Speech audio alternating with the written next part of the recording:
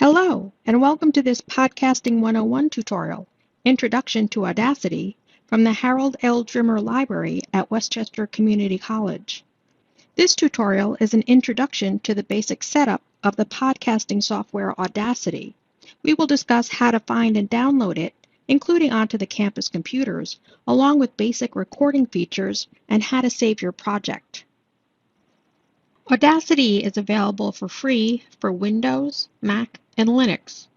To download Audacity on your own computer, go to audacityteam.org and choose the appropriate system type and follow the directions.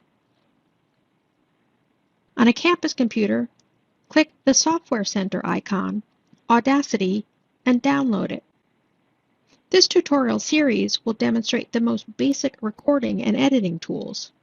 See the Audacity help pages at support.audacityteam.org for advanced editing options.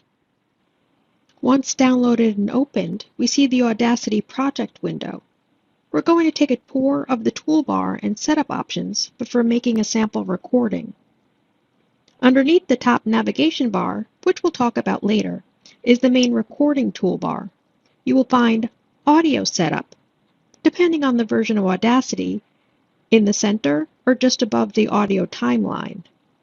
Before recording, we need to choose our playback device, or the speakers we want to hear sound from, either our computer speakers or through headphones, and then do the same for our recording device, the microphone we're going to record from. If you're using a headset and mic and do not see your external device in the list, go up to Transport and click Rescan Audio Device. Then go back to Audio Setup and see if that worked.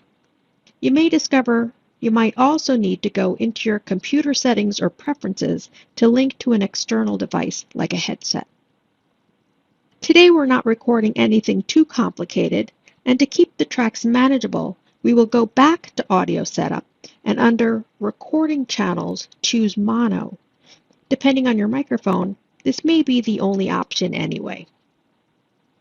On the main toolbar is a small record meter with a mic icon and playback meter with a speaker icon. Next to those are levels that display the sound of our recording.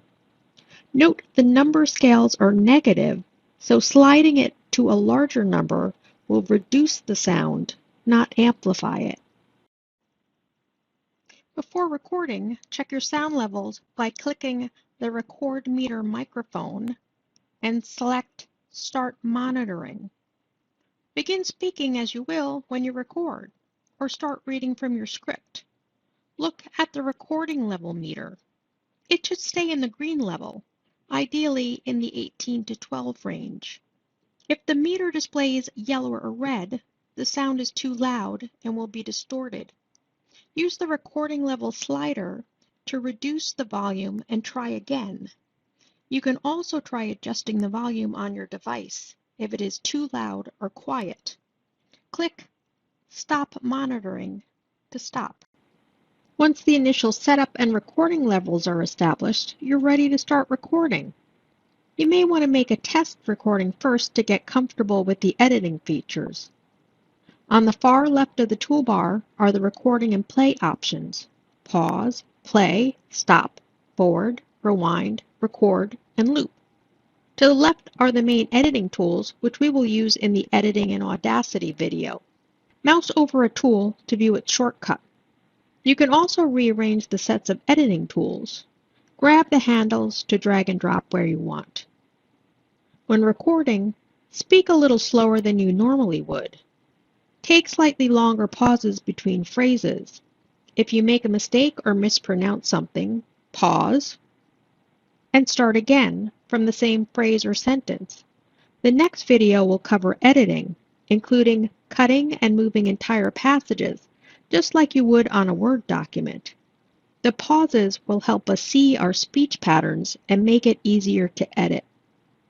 Before clicking record, be sure to turn off all notifications, applications, and open websites that may ping, click, beep, as all these sounds will be recorded. If you are not using a headset and mic, You will want to silence your phone and any other device making sound in the background too. Click the record button to start recording. As you speak, you'll see a waveform of your voice, with louder sections represented as larger bars and pauses as flat lines. You do not need to record all in one go. You can pause by clicking the pause icon and clicking it again to continue recording. You can click stop to stop the recording. Above the sound wave is a timeline showing the number of seconds recorded. You can click play to hear the recording. If we followed the setup instructions and calibrated our devices, our recording should show the loudest or widest sections taking up not quite all the height of our recording space. If it's too small, the recording is too quiet and will sound very fuzzy when the listener turns up the volume to try to hear it. If all the space is taken up, like one big blue blob, the sound will be loud and distorted, and no one will be able to understand what's been said. It could be time to go back and use the sound level monitoring icon to adjust our microphone either within Audacity, on our headset or computer, or all of them. In another video, we'll show how to amplify and reduce the noise to a certain extent, but setting up our equipment properly will result in a clearer original recording and less editing afterwards. Now that we've had our initial recording, we need to save the project so we can continue editing it. Under File in the top toolbar, we see familiar options: New, Open, Close, Save, along with Save Project, Export, and Import. When starting a new project, you'll need to first save it under Save Project As and give it a name. This will allow you to continue editing the file. If you're familiar with using software like Photoshop or Final Cut Pro, you have a file format that saves all the layers separately, so you can continue to edit them. Audacity will save this layered version as an AUP3 project file.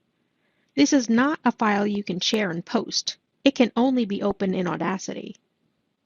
When the project's completely finished, we'll go to Export and save it as an MP3 file, which everyone will be able to listen to on any device.